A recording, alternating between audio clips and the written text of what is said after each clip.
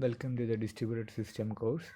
In the previous session, we discussed Ricard Agarwala mutual exclusion algorithm in distributed system. Today, we are going to discuss another algorithm, that is Mikawa's algorithm for mutual exclusion in distributed system. We have to achieve mutual exclusion among a collection of processes so as to coordinate their access to shared resources. That is, only one process is allowed to execute the critical section at any given instant of time. The action performed by the user on shared resources must be atomic. That is, the action must be atomic in nature. In distributed system, we neither have shared memory nor a common physical clock, and therefore we cannot solve mutual exclusion problem using shared variables such as semaphore. To eliminate the mutual exclusion or to solve the mutual exclusion problem in distributed system, we can use only message passing. You already see some of the algorithms for distributed algorithms for mutual exclusion in distributed system. In the previous sessions we discussed Lembert's and Ricard Agarwala algorithms. In today's session we are going to discuss Mikawa's algorithm. In the next section we will discuss the Suzuki-Kasami broadcast algorithm for mutual exclusion. The system, first we will discuss the system model. The system consists of n sites, that is numbered from S1, S2 up to Sn. We assume that a single process is running on each site, that is the process at a site Si is denoted by Pa.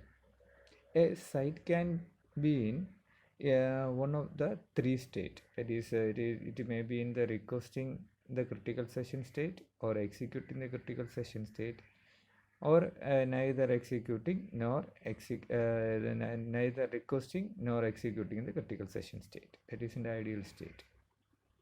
The requesting critical session state, the site is blocked and it cannot make further request for the critical session.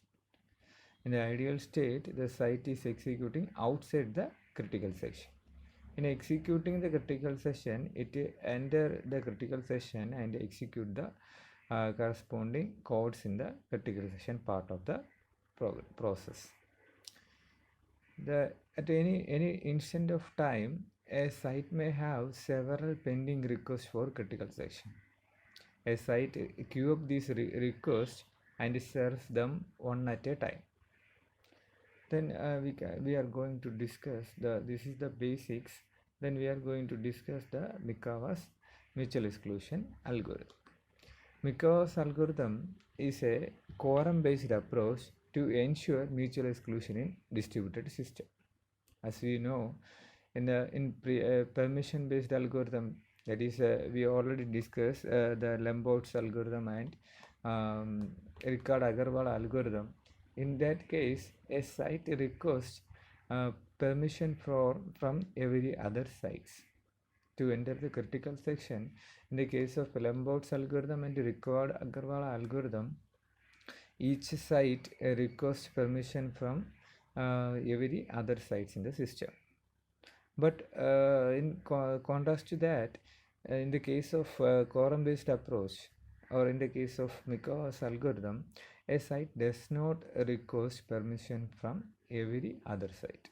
That is, it do not need the permission from all the sites in the system. In this, in Mikawa's algorithm, a site need to get permission from a subset of site, that is called quorum or requested. So based on that, it is working. In the case of Mikawa's algorithm, a site may need permission from a subset of sites, which is called quorum in quorum or a request set. Then the particular Mikawa's algorithm uses three types of messages, that is request, reply and release messages. it is also the case of Lambert's algorithm. Also, we are using three type of messages: request, release. And in the case of Ricard Agarwal algorithm, we use only two messages, that is request and reply. In the case of Mikawa algorithm also, we are using three type of messages, that is request, reply and release. A site send a request message to all other sites in its request set or quorum to get the permission to enter the critical session. That is the idea of request message.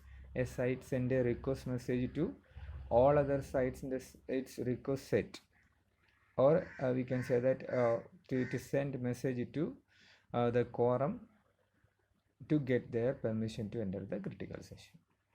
A site send a reply message to the requesting site to give its permission to enter the critical session.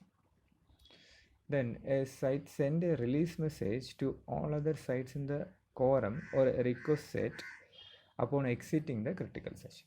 That is the idea of the three messages.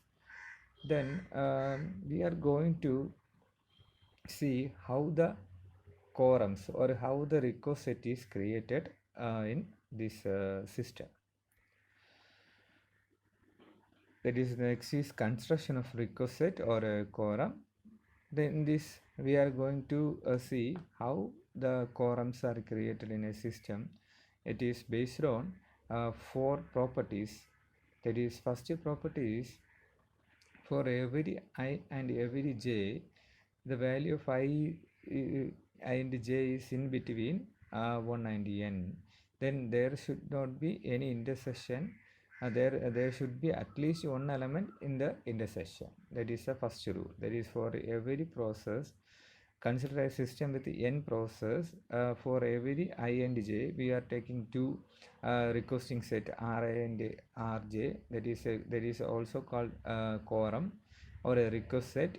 So for two quorums or request set Ri and Rj, there must be at least one common element between two sites. That is the idea of the request set Ri may contain some of the site, and the request set Rj may contain some of the site.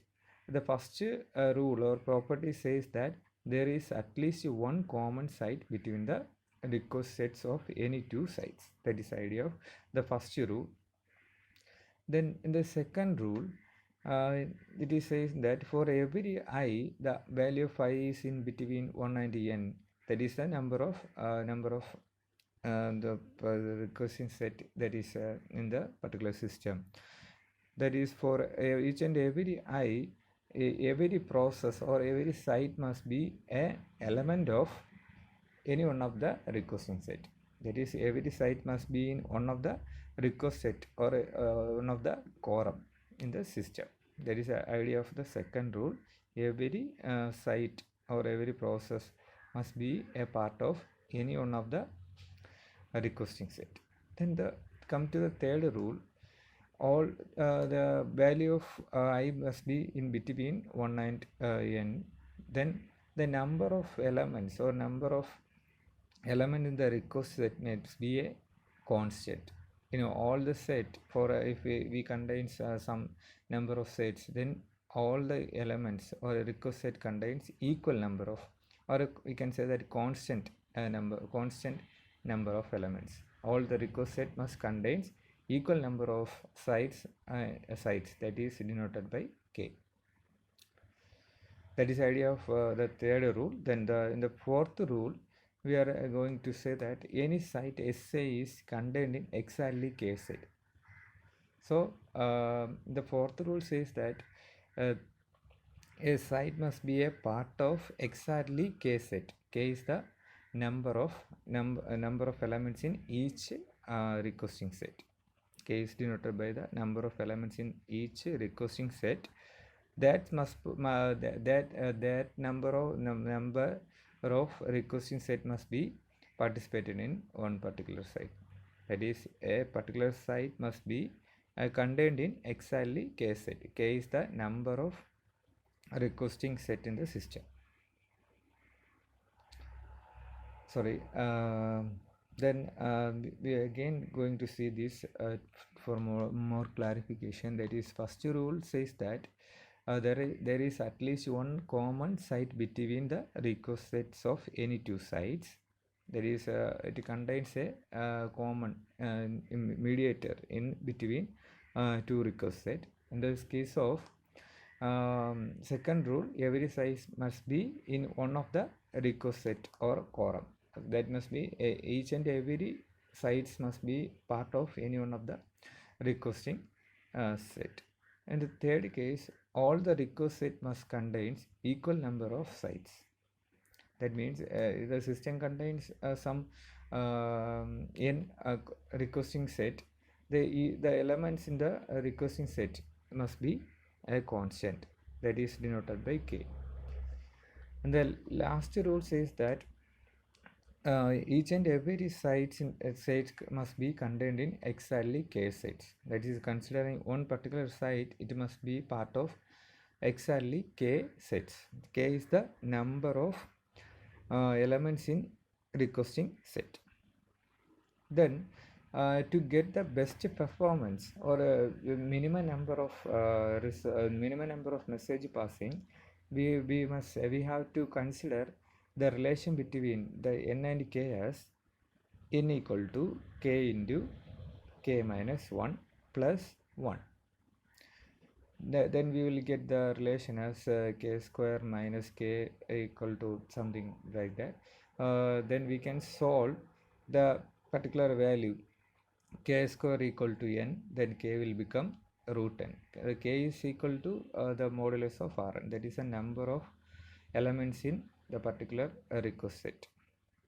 So that is the best case. We can say that it is the best case, or it will give the best performance once we set the Ri equal to root n. That is number of elements in Ri equal to root n, then we will get the best performance in the case of Mikawa's algorithm.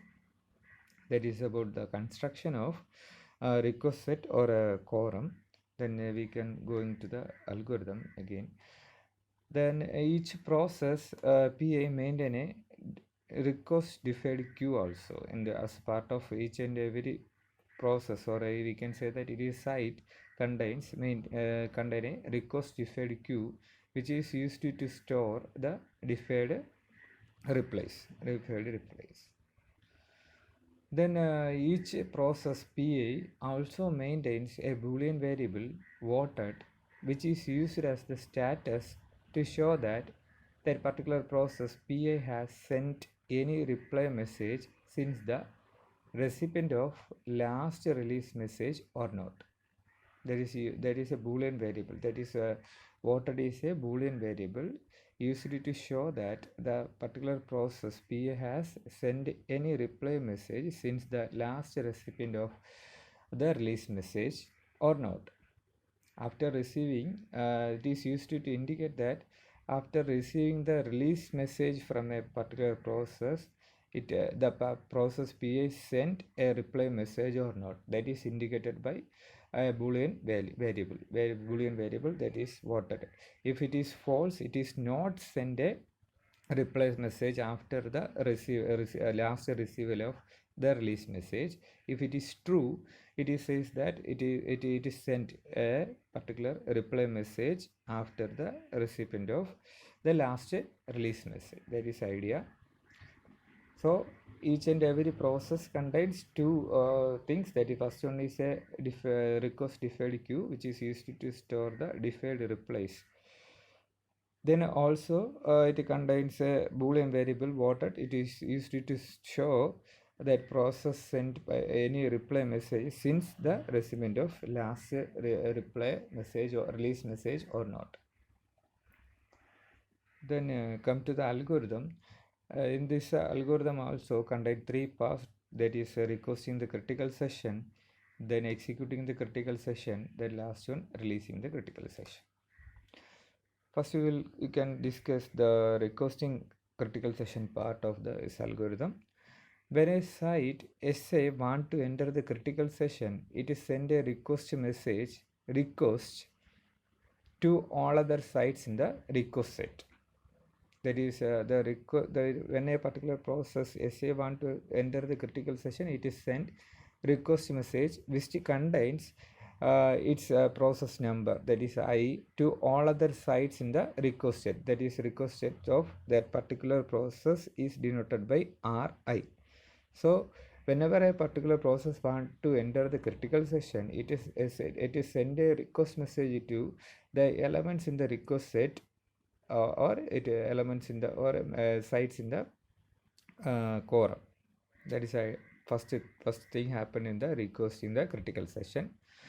When the site SJ receive the request message from process SI, it will return a reply message to the site SI if it has not sent a reply message to the site from the time it received the last release message. That is, the idea is a particular process will not reply if it already send a reply message to any one of the particular process. That is the idea used here. That for to indicate that whether the particular process send the reply message or not send a message is denoted by the Boolean variable ordered. That is used to indicate whether it is sent a reply message or not send a message after the recipient of the last release message. So if it is not sent any message, reply message after the recipient of the last release message, it can send the message. That is the idea of so when a site SJ receive the request message from the site SI, it will give a reply to the site SI only if it is not send a reply message after the last recipient of release message. That is the idea. Otherwise, it will queue up the request in the deferred request deferred queue, and a reply is sent deferredly. That is, we are going to queue up this request and we will send it once the particular conditions is satisfied. That is the case of the requesting the critical section part. In this next we will discuss the executing the critical section part. In executing the critical section part, a site SA can enter the critical section if it has received the reply message from all the sites in the requesting set RI. That is, it should get a reply from all its requesting set sites. The requesting set of a particular process SA contains some requesting some sites.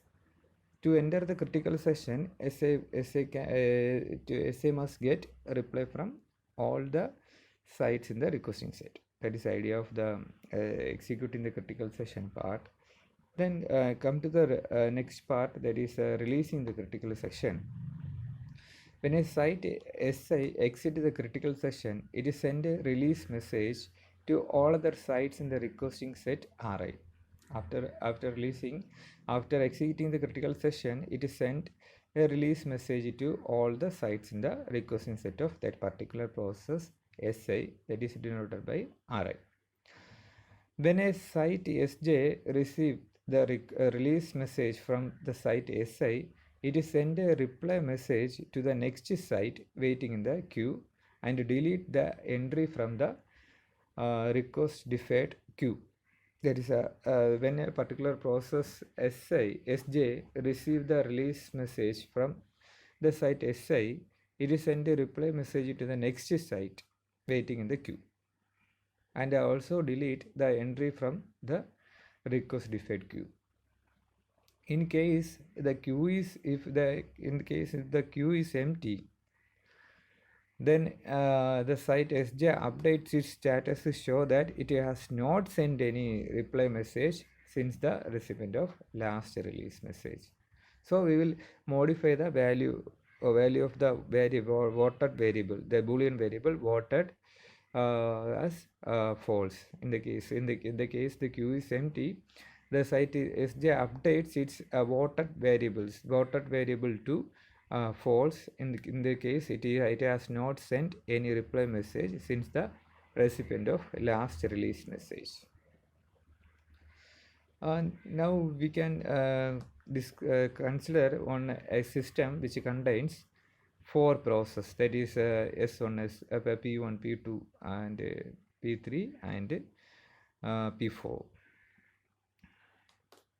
Then the each and every process contains a voted variables and a request deferred queue.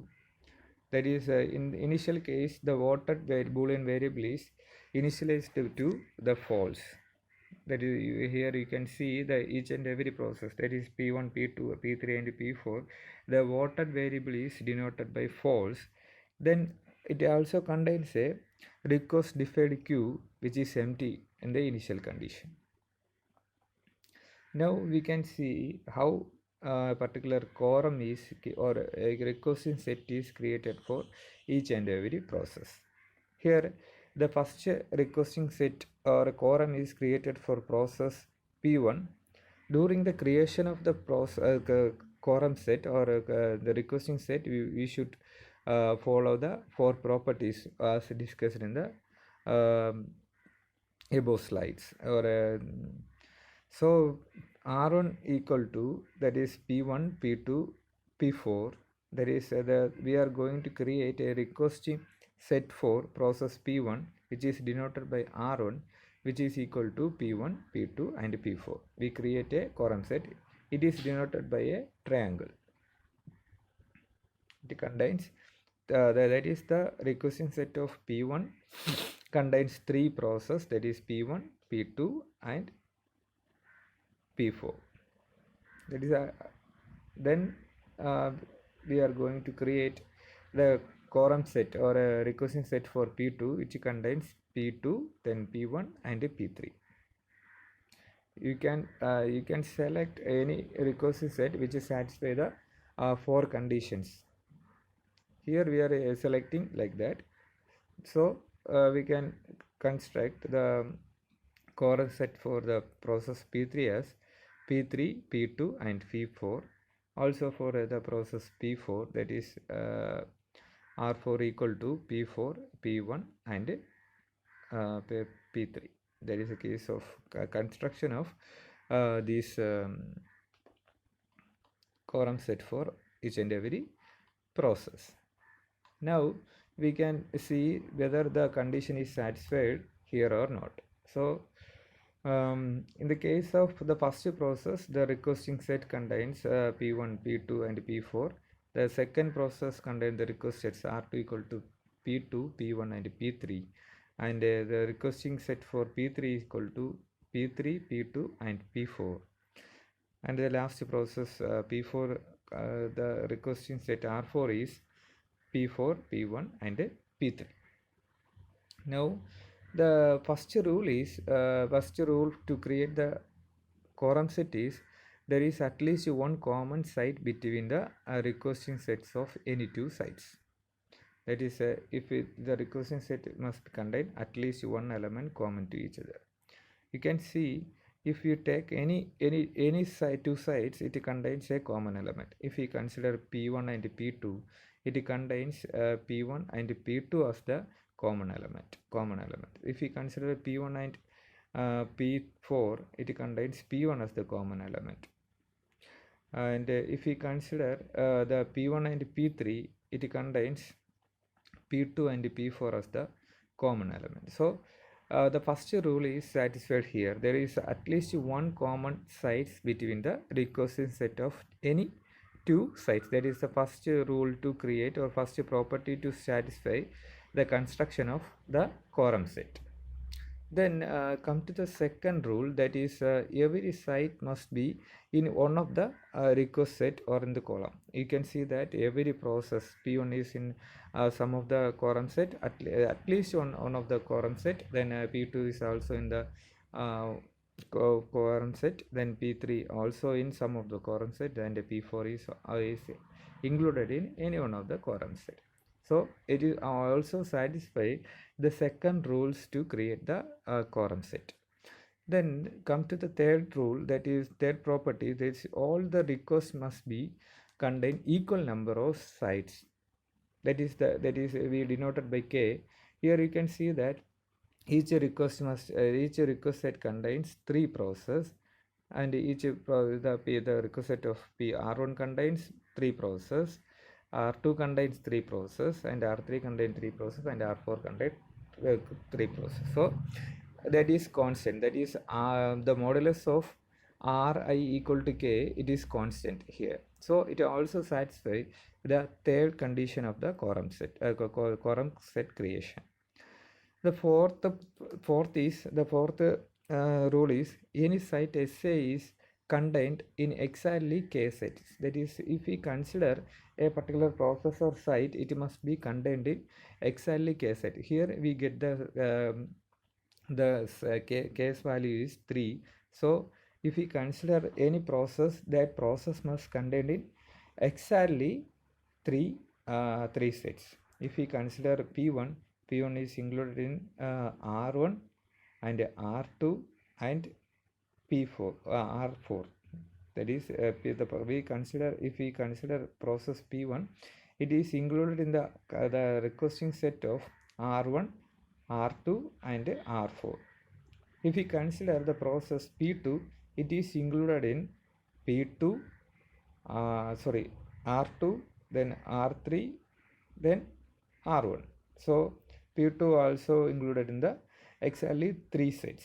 Then come to the process P3, you can see that it also contains in request set R2, R3 and R4. Then the last process P4 also contained in three sets, that is P1, then P3 and P4. The last process P4 included in the requesting set R1, R3 and R4. So all the process in the set are included in exactly three sets. So we can say that it is satisfying the last rules also. As we discussed, to get the best performance, the value of the number of elements in the Ri must be equal to root n. We get a relation like that. That is, to get the best performance, or the minimum number of, or we get a maximum throughput, we should choose the Ri, number of Ri should be equal to the root n value, root n. Here the number of processes is 4. So the number of elements in a particular request sets may be 2 to get the best performance. So it is not the best grouping, or it is not the best quorum set construction. So to get the best performance, we can group the process like this one. That is, each and every requesting set is denoted by some circle. Each and every process contains exactly two elements. That is the case. So you can see that it is satisfied all the conditions in this case also. So we can group this way, or in the previous case also. To discussion, we are taking the previous case alone. We are not going to discuss the best case for taking all the situations in the algorithm. We are taking not the best case, the best case, not best case. The another quorum set is considered for the to discuss the algorithm. Okay, this is the best case only. So we are taking the situation this alone. That is it. Each process, each requesting set contains three processes. Okay, then now after the initialization of the water variable, the boolean variable, and the quorum set construction, a particular process P1 want to enter the critical section. So the P1's quorum set, or request set contains P2 and P4, so it will send a request message to the P2 and P4. You can see that the P1 send the request message to P2 and P4. Then once a particular request from P1 is received to P2, P2 will check its ordered variables. If the ordered variables is false, it indicates that it has not sent any message, any reply message since the last recipient of the request message, release message. Okay. So it will change the ordered variable to true. That is, it already sent the reply message here. So it will change the ordered variable to true. Also in the case of P4 also, it will send the reply message and change the ordered variables to true. That is the situation. After the recipient of the reply message from its quorum set, that is P2 and P4, P1 can enter the critical section. Now P1 is entered the critical section. Then at the same time, another process P3 is want to enter the critical section. So it will send request message to its requesting set, that is our quorum set. It contains the requesting set of P3 contains P3, P2 and P4. So it will send request to P2 and P4. At the same time, P1 is in the critical section. So the critical section, at a time only one process can execute. So we are going to check whether P3 can enter the critical section or not. So upon receiving the request message from P3, the P2 will check the values of or status of the ordered Boolean variable. It is true. So it means that it already sent a reply message to some other process in the requesting set. So it cannot send a message it cannot send a reply message to P3.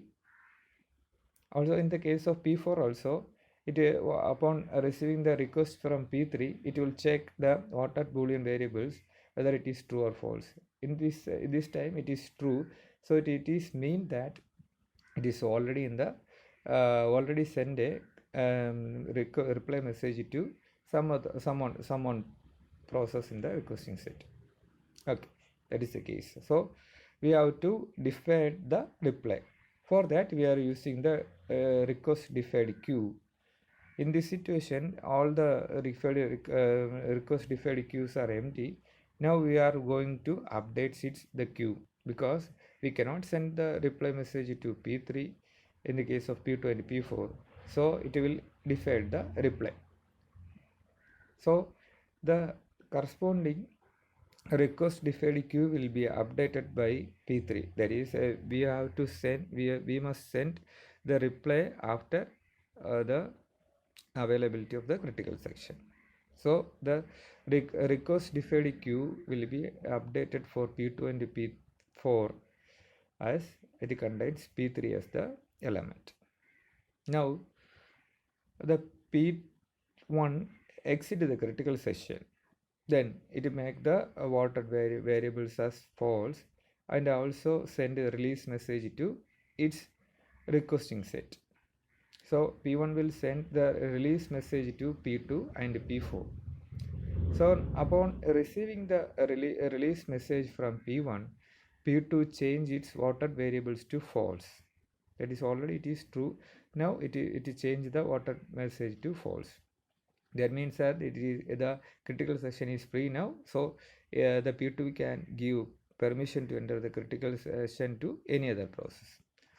Also at the same time of P4, upon receiving the release message from P1, it will change the Boolean ordered variables, that is ordered Boolean variable to false. Also it delete the entry of the queue, that is it contains in the previous it contains the deferred reply, that is for process P3. So it delete the entry from the queue also. So the request deferred queue of the P2 and P4 will become empty. Then it will start to send the reply message to P3. So P2 and P4 will send reply message to P3. Now also it change the P2 and P4 also change its voted boolean variable to true because it send the reply message to P3. Okay.